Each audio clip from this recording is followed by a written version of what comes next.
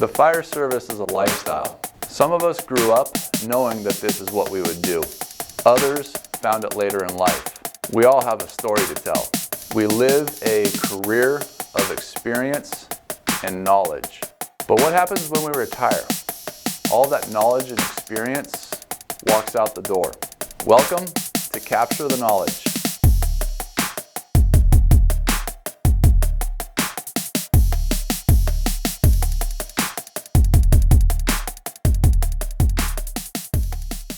Hello Metro Fire, and welcome to Capture the Knowledge. We have three retired firefighters with us today. We've got retired Captain Randy Gross, retired Battalion Chief Monty Ernst, and retired engineer extraordinaire, JP Santos. I talked with all three of them about doing an interview with Capture the Knowledge, and they all agreed they'd rather do an interview together. So I think we'll have some fun today, and we all hope that you'll enjoy it. Without further ado, let's go ahead and get started. Randy Gross, if each one of you can give us a little synopsis of your career, and we'll dive in from there. So Randy Gross, retired captain. Yeah, started off as a volunteer in El Dorado Hills, and that came from my father, who back in the 60s was a volunteer there. So when I moved back up there, you know, I didn't even plan on getting into the fire service.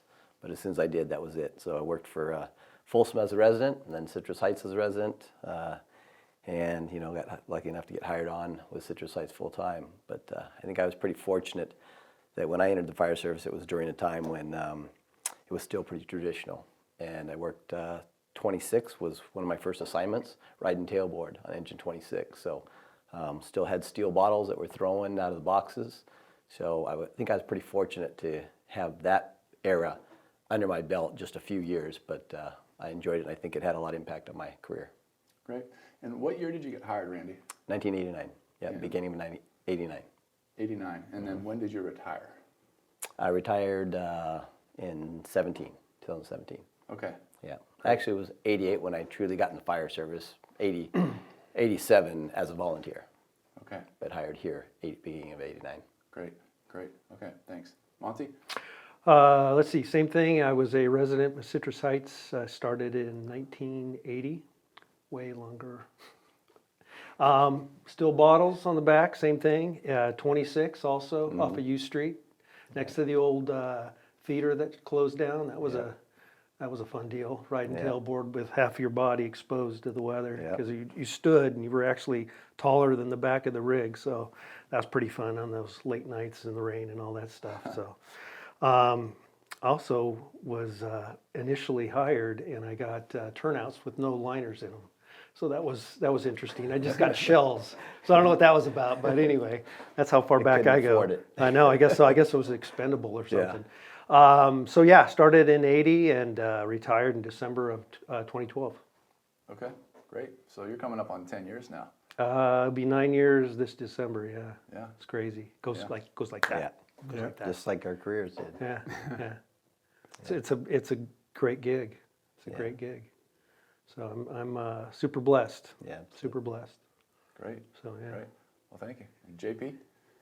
I got hired in 1988. I was green as green can be. I was living in San Jose at the time, and I was playing baseball with some of the San Jose firefighters, and they kept insisting that I get hired in the fire department so I can go to the Fireman Olympics with them. Anyways, I got hired by Rancho. I remember Rancho Cordova Fire.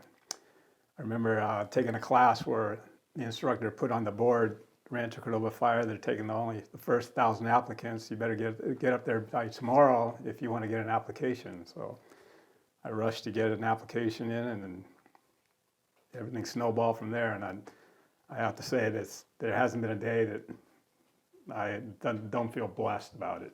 There wasn't a day I didn't come to work that I didn't enjoy it. So I had a 27-year career. I ended at 2014, and it's been great. Did you guys work together in your careers, or did you sort of form your group after retirement? I think that's kind of one of the special things that we have is that, and why we kind of, as we talked about it, and you had asked us, you know, to do the interviews, and you know, I think it was JP that maybe came up with ideas that we didn't work with each other per se.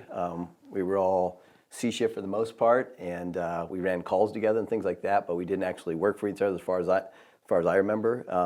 But it was shortly after I retired that somehow, at an event, ran into these guys and talked about backpacking. I said I'd love to get back into backpacking. I did it as a kid, and since then, these guys are true friends of mine, and I'm blessed to have known them. And the things that we're doing together really solidifies what the fire service is about, and continuing that fire service kind of camaraderie, after the fact of retiring.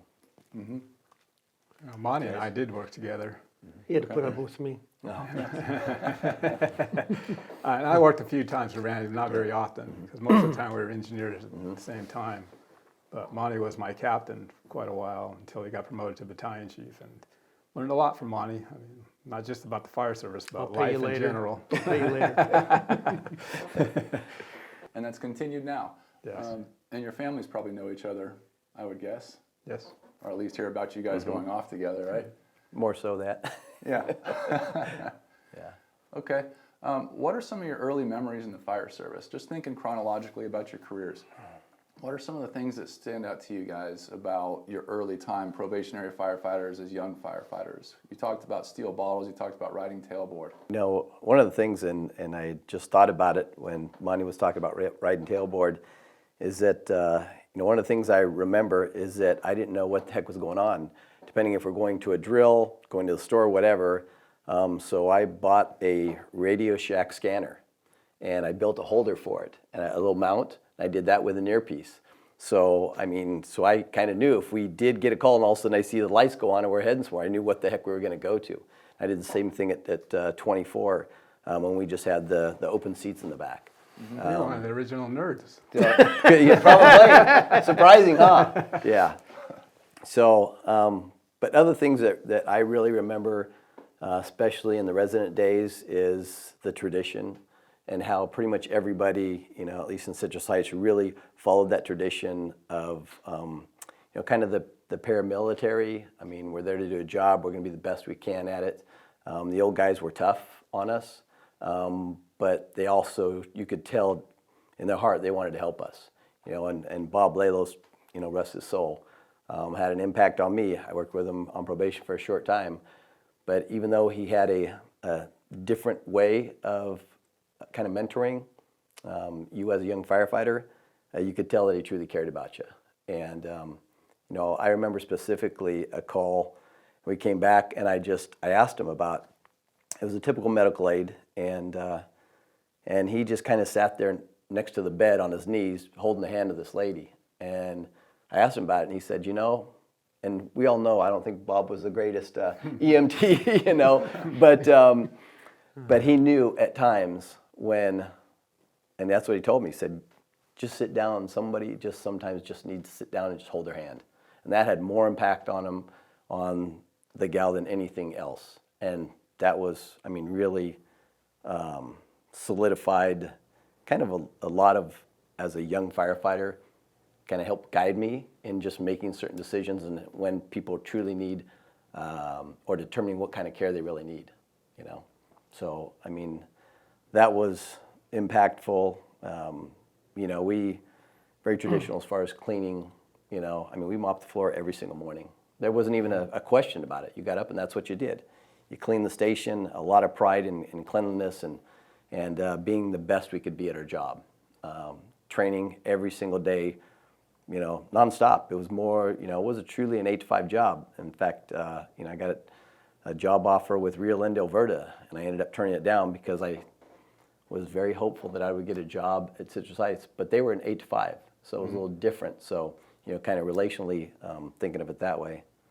And, this isn't truly about kind of the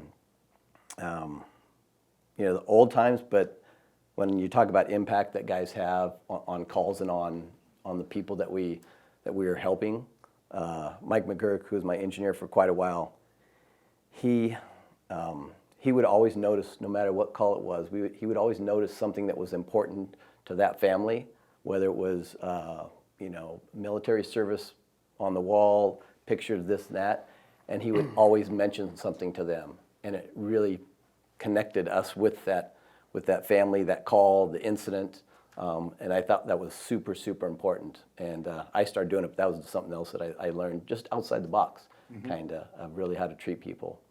And another thing is that how hard it was for guys to leave the fire service. When I was a young buck and guys were retiring, I mean, they were pretty devastated because it was such a huge, part of their family, and just had a ton to do with their identity in a lot of ways. And they didn't have as many hobbies. Everything they did was with the guys in the fire service. The departments were a little smaller then, so it kind of influenced that. But those are just some of the things that I really remember, and Kind of I'll reminds never me of a forget. story of Captain John Hopkins. We call him Hoppy, Yeah. rest his soul. Yeah. I asked him one time after he retired if what he'd recommend to any of the guys before they retired. And I thought he'd say something about max out your deferred comp or do some other things. He said, get yourself a group of friends outside the fire service, so when you leave, you don't feel like that was your entire life, so that you had another life besides that. And I took that to heart. And another note, when you were mentioning about, some of the Taking things that notes? remind you about, some of the things, the extraordinary things you do outside the fire service. I remember one time early in my career, we went to an elder lady where her pipes broke underneath her sink and it's flooding everything. And we turned off the water and we mopped up everything as we could. And we told her she'd have to hire a plumber. And you could tell by the look on her face that she probably didn't have the means for it. And the next day I was meeting up with Kevin Thompson. He was a firefighter at the time. And he went out of his way to go to the store and pick up the parts and fix the sink for her and turn the water back on. And the only reason I know that is because I was supposed to meet up with him the next day, because he wasn't telling anybody he was doing this. He just did it on his own will. And that was a large impact on me. Yeah, it's outside the box stuff, just doing what's right, and that's what we're here for, right? That's the bottom line. We get paid a lot of money for what we do, and you also take pride in what you do and doing a good job, but also going the extra mile. If that person, when I was on days, I did a day assignment for a few years, saw a gal side of the road trying to change her tire. Well, I stopped, and I was going to a meeting or something, but I'm like, hey, you know what? She knows what she's doing. So it's taking the time to look outside the box. Hey, you know what? If you have to inconvenience yourself a little bit and think about others, put others first, and I think sometimes we lose perspective. We have a lot of great people that work at this agency, and I've had an opportunity to work with a lot of them, both as as crews, and I never worked a lot with you. But, I always knew you were over at 62 forever, and I spent time as a captain at 54. And I don't know if we were there at the same time or not, but anyway, then I promoted to BC, and you were still working for Ed. I wish I could have sometimes grabbed people, because I always thought a lot of Randy. I thought he was a good guy, and I go, hey, he's freaking great dogs, does a great job with dogs. How come you didn't Now take he me tells with me. you? Well, you work with me, you follow me. So you know what? I'm just, that's a big part of it. Like we talked about, is maintaining relationships and thinking beyond the fire service. You have different things going on in your life, and it's been a blessing to me.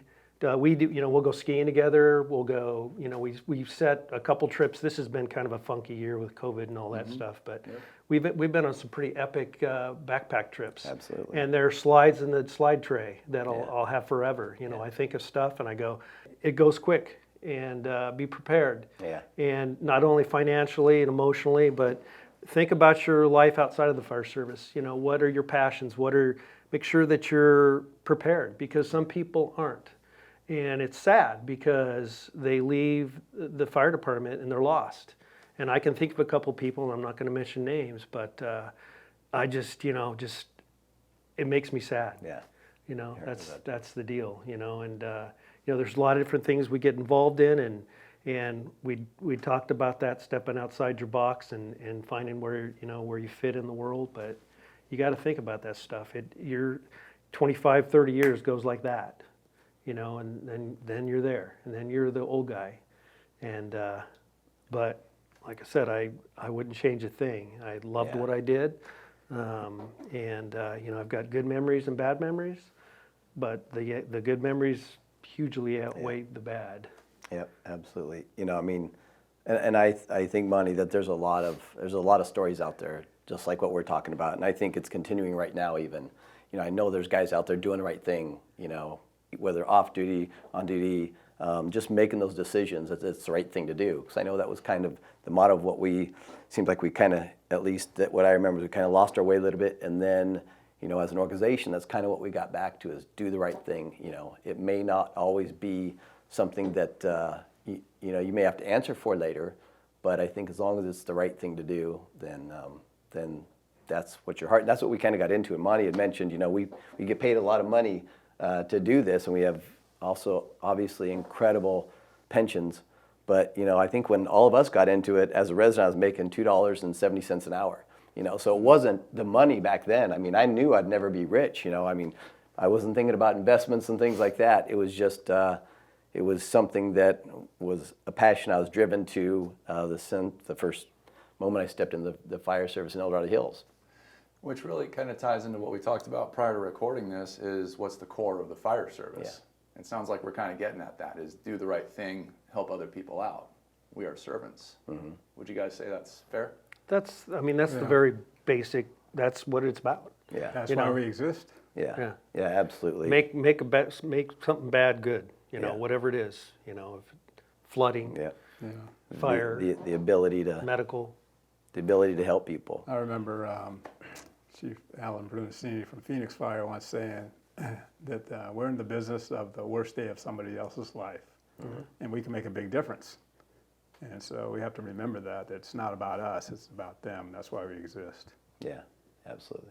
I think a lot of it has to do with when I think about kind of the core of the fire service, and it ties into, you know, initially, or why we got into it, and I think it is attitude. I think prior, if you're going to get into the fire service, I think a lot of your attitude had to do with that, and I think continually keeping that attitude. And I think one of the things that was tough for me as I was going through my career is that, you know, the generational differences.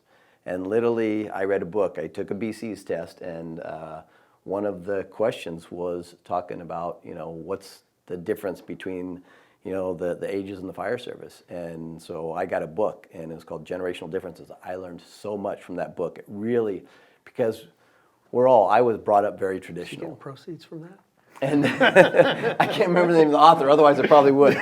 But Amazon. No, it's really changed the way and the outlook I had, and even the way I helped to motivate guys, and thinking about what mentors did they have when they were young.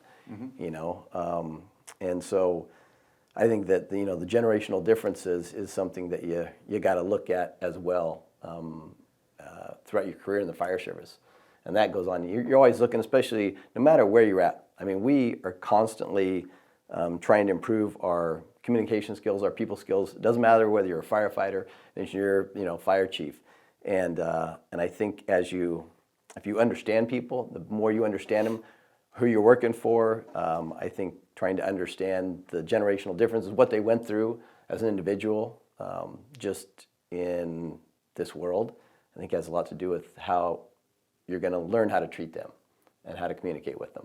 I don't know if I worded that really right, but does that make sense? Yeah. I know one thing that, like you said, attitude means a lot. Anybody with the right attitude, and another big word is passion. If you have a passion for anything, and especially if you have a passion for the fire service, you're going to succeed. I mean, and it's indwelled in you, and you can tell the difference when people have a passion for something when they don't. They always go the extra mile when they have a passion for something. So, yeah, I once remember a captain once saying that the best captains are the ones that have children, because they know how to deal with people with different ideas. I don't know if I said that appropriately, but you learn how to deal with babysitting, basically. Yeah. So, and how to motivate and teach and learn and kind of mentor them. And I was told once, you want to train the people that are working for you to replace you.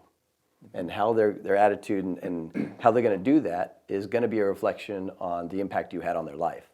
And I've always really taken that to heart. And I mean, I hope some of the guys that I worked with, I did have an impact on them.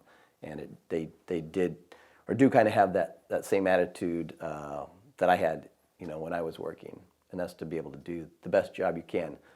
But also, I don't know, I didn't know, I thought about this, and I think it's what makes the fire service what it is today, on top of the ability to help. And Pat Plexico, probably one of the best firefighters I ever knew. I didn't work with him, but I knew him well. And he said that he was going to write a book, and he was going to name it 30 Years in the 7th Grade. And you guys have probably heard this before, right? I thought that was Dave Farrell. And you think it could have been. It could have been Dave. It could have been. Either one of those guys would be fantastic at it, yes. Yeah. But you think about that, and when we talk about the core of the fire service, it is helping people, but it's also the camaraderie is huge. And I think that's part of what those that are really family oriented, I think are drawn towards the fire service. And you think about that, having fun on the job, but yet obviously when the bell goes off, you do, hopefully you're at your best at that moment.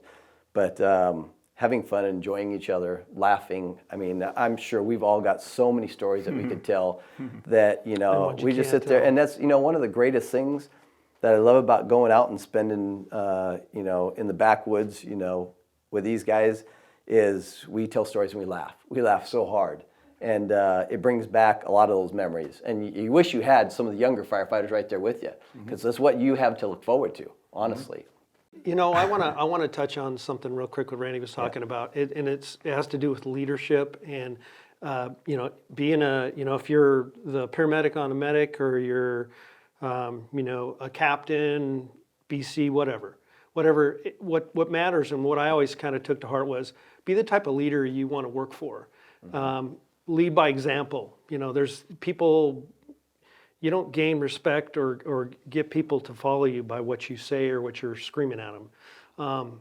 Be the type of a leader you want to work for. That's on the simplest terms that I can say. Just do the right thing and be good at what you do, and people will respect that. They'll work for you because they know you're legit. And unfortunately, I think sometimes people get into positions, they can be smart as hell, but they don't have any experience. They haven't spent any time. They don't have any slides to go to, hey, how does this fit into this situation? And I think that's a disservice. And that was one of the things I had brought up to you about talking about, so I'm going to talk about it. Yeah, It's no magic, but I think sometimes people are so on fire to get that next position. It's almost the Velcro type of deal, where a guy or gal that you're working at medic, you're working the engine, you're working your battalion, whatever you're doing, be good at it. Learn, create slides that go to. Some are going to be good, some are going to be bad, and the bad ones also give you the opportunity to go, I'm not going to do that again.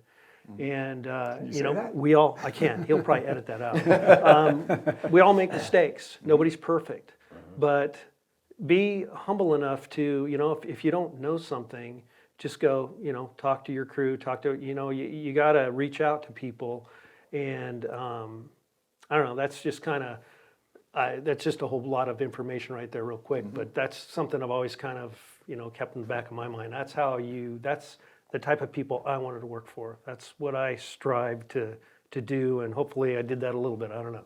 In that same note, I used to take pride in the fact that I didn't want my captain to have to tell me to do my job. He never, in fact, I hope never happened with you, but you never had to ask me to check my rig. You didn't have to ask me to clean it. You didn't have to ask me if all the equipment was up to par. And right. That's something that's pride comes into, and you shouldn't be asked to do your job if you know what your job is. And you're a go-to guy. I mean, when you look at people know what you're about, and they know this guy or gal's legit. and it's based on the job that you do. It's based on the experiences that you've had and how you do your daily stuff. Are there any moments for any of the three of you that you think of that were significant learning moments in your yeah. career that stand out? Absolutely. Yeah. Anything you'd want to share? How much on time do camera you today? have? You know what? I'm just going to mention one, and this goes way back in the Florin days, and we had a significant fire, and I was a newly promoted captain, and I was on truck 50, and it was when Vintage Park was being built, all those homes down there. We had a fire down there, and I'm like, I don't want to get into names or people or administrations or any of that kind of stuff, but we had a fire that I think, I don't know, 8 or 10 houses were burning on different levels of construction, anywhere from frame to, fully completed, to where the fire. I'm sure you remember that fire. Anyway, I did a little warming of the truck on that incident. It was a show. We took care of the fire, but we did it with a single alarm, and we had some people that made choices not to strike additional alarms because they were concerned about administration's feelings or board members' feelings, and this is old school stuff. And that was a very, very strong learning moment for me. And no one got hurt.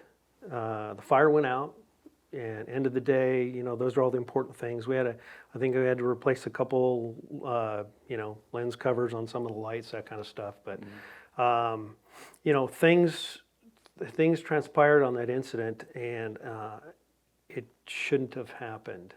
Like I said, nobody got hurt or anything else, but it's one of those slides that you go, oh, that's a slide. But there were some learning things in there, and that one always kind of, and there's medical calls when I was an EMT too also that were some learning moments too. I'm sure we can all relate to that.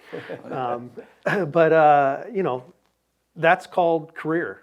Yeah. And you have to be humble enough to go, okay, own what you need to own, fix what you need to fix, and do better next time. Probably the best firefighters are the ones that critique themselves and accept criticism in a positive manner to learn from that. And one thing I do know about the fire service is it will humble you.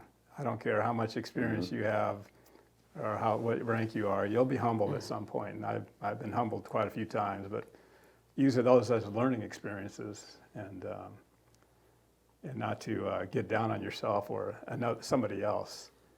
I remember one call in particular that we were second in unit on a vehicle accident where there was fatalities, and we pulled up, and I noticed one of the vehicles looked like my daughter's car, and there was a body on the ground that already had a blanket over.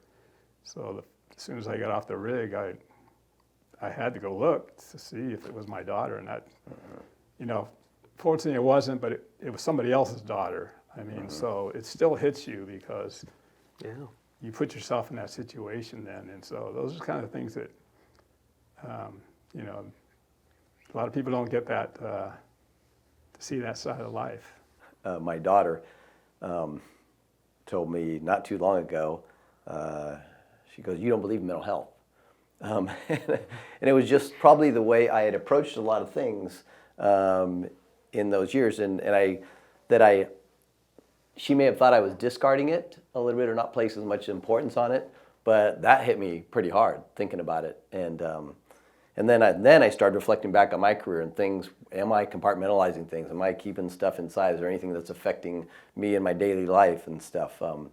And I think that there were. I don't think to any significant point, especially some of the things that I went through, including 9/11, which was what we saw and did there was pretty impactful. It's to my daughter, it is real. She won't be watching this, but I do believe in it. It's something that I think to me and what I hear, and it was happening when we were retiring, or at least when I was retiring, is there were guys that were stepping up and taking the lead on that, and how to handle the mental health aspect of it, and talk about the calls. And like Monty said, and you had said, the kitchen table and I think the tailboard is great. To talk about those things. Grabbing somebody that you think isn't quite being themselves. Talk about it. They'll appreciate it. I think one of the things about the fire service that I loved, and I don't know if this is still on track or not, but is when I had guys, you'd work with guys on an overtime shift, and in 24 hours, how you could get to know that person so well, and just by spending time talking about them and their family, who they had worked with, hobbies that they have, and I can think of a lot of people that I developed a tremendous amount of respect for. And it didn't matter what rank they were, but working with them and just take that 24 hours to get to know people, I think that's one of the beauties of the fire service as well. Take that time on the tailboard and talk, hang out. Heck, 61 tailboard was the best people watching we ever did, sitting in front of 61. But yeah, that's. I didn't even know zombies existed. Yeah. I wanted to mention, it took me quite a few years, but because you get comfortable in the firehouse, you get comfortable with the norm that, hey, this is what I do. We go on calls, we do good stuff, we work out, we have fun, we get food, we cook together, watch a show, watch some football games. What I'm encouraging people to do is to get out of your comfort zone. What I mean by that is look at opportunities within the agency to do different assignments, i.e., what you're doing the AV stuff, I did a few years in economic development. And I'll tell you what, it was an opportunity for me to see a whole different aspect of this agency and be involved in some very cool stuff. And it helped me grow as an employee and to see just beyond the firehouse. And I think it makes you a better employee. It makes you a better person. It makes you more appreciative of what goes on here, because a lot of times it's easy to quarterback from the firehouse and go, what the hell are they doing? They don't know what they're doing. But until you're doing those jobs and you're experiencing what you're experiencing, you don't know. Be it working in training or USAR or AV stuff or a training captain or an academy or something in the office, or it's all of us have experiences there, and I'm sure they'll share theirs. But mine was, I enjoyed the hell out of it. Yeah. If you want to learn something, teach it. Yeah. Yeah. I became a drill instructor in the academy, and lo and behold, I remember I was in charge of teaching ladders. Well, unbeknownst to some of the recruits out there, I was out there throwing ladders for quite a few hours, because the way they threw ladders at this academy was different from the way I was taught to throw ladders. And so I had to make sure that I knew what I was doing, and other things you taught as well, that you had to make sure you knew what you were doing, because they were dependent on you as an instructor. So if you really want to learn how to do something, teach it. Yeah. Because you'll learn. I spent 3 years, not long after I got promoted. I think it was, maybe 6 months after I had finished my probation as a captain, I was asked to go into the training division. And I'm like, I don't want to do that, man. I just got promoted. I want to have fun, enjoy running calls with the crew, develop my crew, those types of things. But I got a call from the chief and said, hey, I think you do a great job. And I think that you could impact, instead of just the academy and affecting, 30 guys or whatever, you could affect the entire department. So I went in and I thoroughly enjoyed my time there. It's different. I mean, there's an adjustment, no doubt, as you know, Jeff, going on a days. But I think in a way, especially with a home life, I think that was good, at least the timing for me was. But what I did like is you learned a lot of new qualities. I think that if you didn't have them, you developed them, that I think are important. And like what Monty said, if there's an issue with something until you're actually working in the seat, it's tough to fix it, Easy to bitch about it though. But taking on those different programs and working and revamping the probationary program was a huge part of mine. And I went back into the training division last year and a half of my career, close to that. And I think working the times that we did, and some of you guys might remember with the hands-on training and some of the buildings that we got with the school and out at Mather, working with Clay and Matt McGrew. I never knew Matt that well. And but man, I developed a tremendous amount of respect for that guy. And we had an absolute blast working together in the training division, putting on those hands-on trainings, and being allowed the leeway to kind of do what we felt was best at the time for the department. And a lot of that was hands-on training. So, but we learned a tremendous amount along the way, everything from, computer skills and spreadsheets to how to communicate with the crews. Yeah. On me. How to communicate and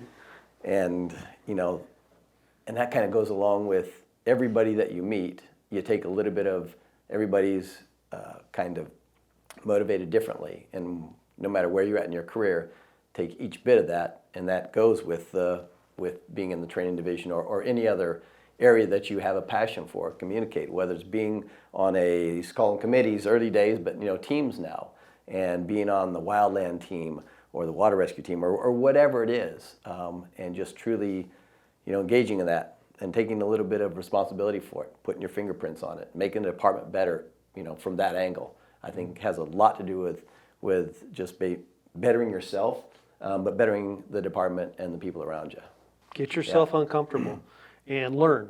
If you do this, you come here and you do this all the time, open your box a little bit, and expand your horizons and learn, and share and You can also experience. rejuvenate your career as well. Yeah, absolutely. It just makes you more well-rounded, Yeah, well-rounded employee. yeah. Who was a special mentor to you, and what made them special at any point in your career? I kind of talked about this already a little bit in the fact that there were definitely some people that impacted me individually. Some were older early on in my career, but there were also guys that came on after me that had special skills and the way they communicated and the way they worked with people and the way they developed relationships that I learned from. And so I think probably as far as mentorship, and we had talked about, earlier before we'd started, we talked about Phil Allen, how he said, I don't think I ever mentored anybody. But I tell you, Yes, I had people that I was watching that, I may not even worked for that person, but I watched how he worked with his crews or with the other individuals or on calls and stuff like that. And I took a lot of little bits of stuff, and I went back to the station, I wrote them down, and kind of made a little log or diary, if you will, of certain characteristics that I possibly didn't have, and that I thought would make a good leader or just a good communicator. And so that's, as far as mentorship, I pulled from a lot of things. I mean, if you look at, there's guys like Ed Small that I worked with at 31 for years, and pretty much by the book guy, but that guy knew his job. He knew truck ops inside and out, and you trained every single day. And he made me a much better engineer, a fireman, and so there's a lot of names that I could throw out there like that. As a whole, I think I grabbed the people that taught me stuff from just the people that I was surrounded with, and took a little bit from each one, and learned from them. Well, Don't say Monty, because that's going to go right to his head. I hate to say it, but he is one of my mentors. Yeah. And one of the reasons why is not only his work ethics, but how calm he was on calls. Yeah. And that means a lot. When your captain's calm, you're calm, and you feel confident. Absolutely. Whereas opposed to somebody might be screaming and yelling, you're thinking, what's going on here? Should I be excited as well? Anyways, Monty was one, but I had several, and there's quite a list of them. Just like you said, there's so many people that had influence on your life. And one of them was Rich Stapp, when I first got hired, great engineer. His work ethic was tremendous, and I wanted to be like Rich. I wanted to follow in his footsteps.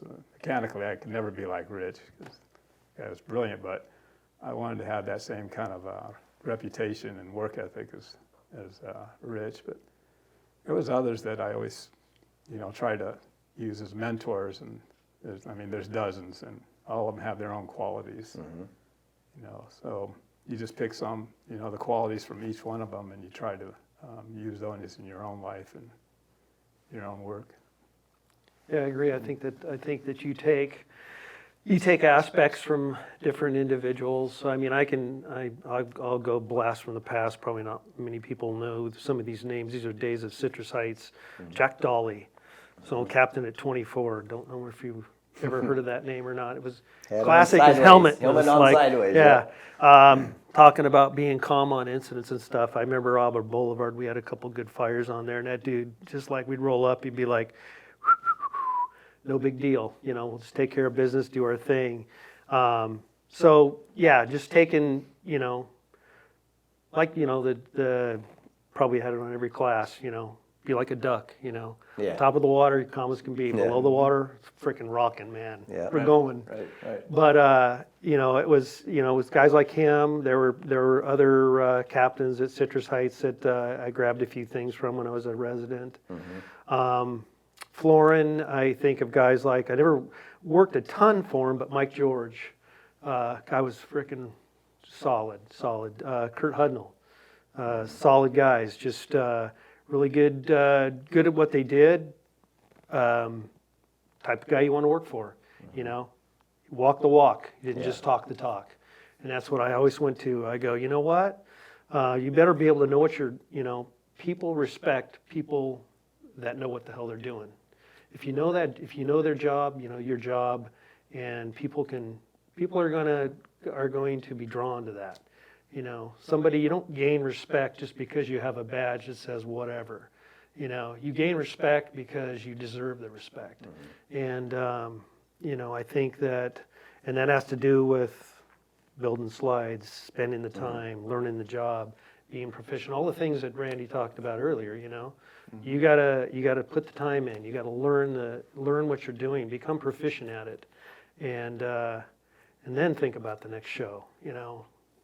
Don't think that people aren't watching you, and that you're not mentoring somebody, even though you're not directly no matter what rank. Because like I said, I had learned certain qualities from firefighters that retired as firefighters that I highly respect and learned a lot from. But yeah, somebody next to you is watching you. Every move you make. It may even be just as you're getting, your gear on the way to a fire, everything. The new guys are watching you, even some of the older guys.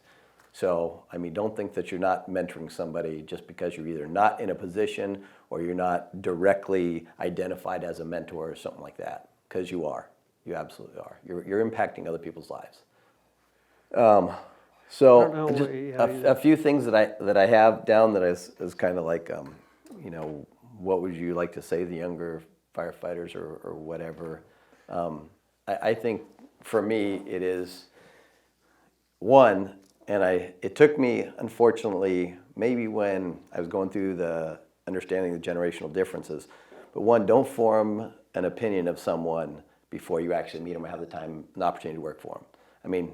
We're like a bunch of freaking, school-age girls with the, how we, is that inappropriate? Offensive. No, but yeah, and This is gonna be it's the easy other to part. fall into that trap when you hear about a guy that worked with a guy or girl, but truly don't, because I had some people that I was like, oh man, I'm getting that guy here as a probationary firefighter, or he's wanting to bid with me, and then once I got to know him, man, awesome relationship, awesome worker, hard worker.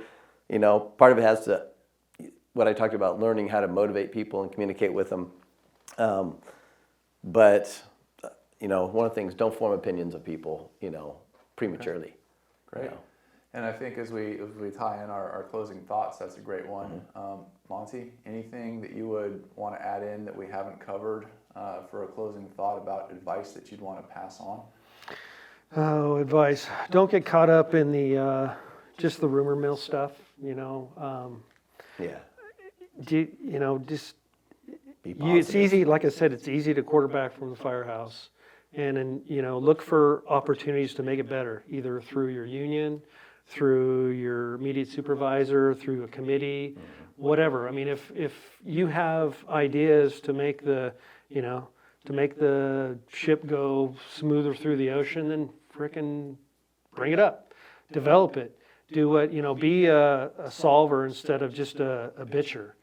Do things to there's got to be, it takes all of us to make it right.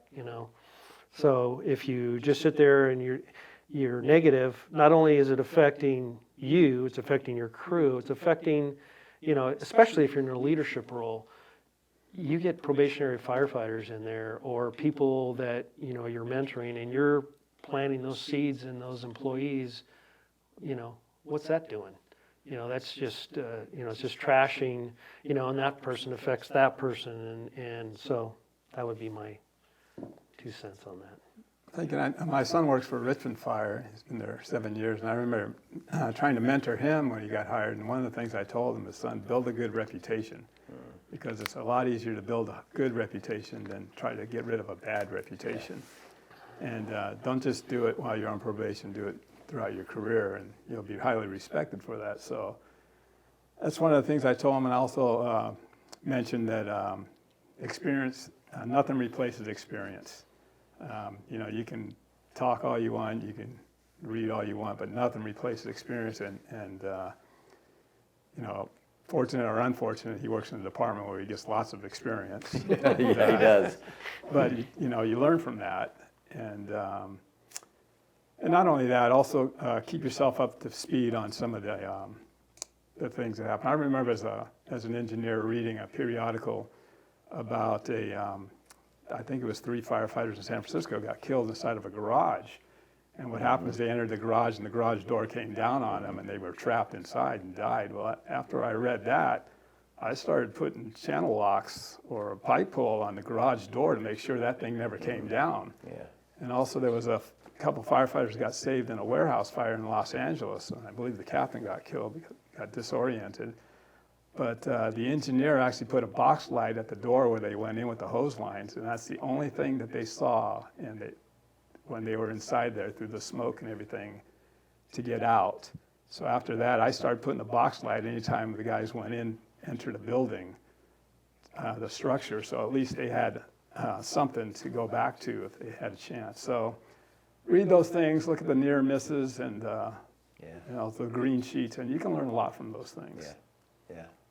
And we'll have more of that coming up very shortly with our fireground survival. We're going to be doing a fireground survival course, which we just did train the trainer last week. 30 of us went through it, and everybody in the district is going to be going through that. That's terrific. We'll be working through a bunch of that. And just what he said, I mean, it all falls back on training. If you don't train on that regularly, at the moment of truth, you're not going to all of a sudden remember that box light or whatever it is. It's got to be, kind of embedded in you that this is what I do when I do it. Because, there are many times when the shit hits the fan and on significant fires, there's a lot of stuff going on and people are screaming or whatever. That You pointing at me? no, I won't say the name. But so it just goes back to me reiterating the moment of truth. You're going to fall back to your level of training. And we just talked about experience. We have close to 100 years of experience sitting here with us today. Oh, Jesus. And you guys are old.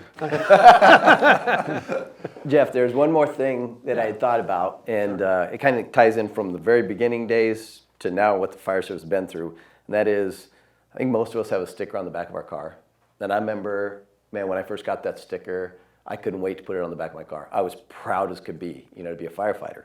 And it changed my driving habits, having that sticker on the back of my car. Mm-hmm. Because, most people can identify with that sticker. Most people know what that sticker means. And, you don't want to be that guy. People I think for the most part, have a tremendous amount of respect for firefighters and for the fire service. So you don't want to be that guy that's cutting people off. So if you have that sticker, remember, no matter where you're at, people identify. Some people wear fire shirts, maybe not their duty shirts, but they're always looking at you and your reflection on the fire service. And we went through a time when there were some sex scandals and things that happened. Remember that stuff with the city yes, with the city. But even we did some things. And I was so angry at guys tarnishing what people for hundreds of years have worked towards, the core of the fire service. We've come back, and I think there is a tremendous amount of respect for anybody that is in the service that has that sticker on the back of your car. So take pride in that, not just as a dig me guy, but truly what it stands for and how you carry yourself and represent yourself all the time. I've learned from just sitting and talking to you today, and I hope that everybody else out there has too. With that, thanks for sitting with us today, and thanks for joining us on Capture the Knowledge. Randy Gross, Monty Ernst, JP Santos, thanks for coming in, guys. It's our Thank you. pleasure. Thank you. Thanks for watching. Stay safe.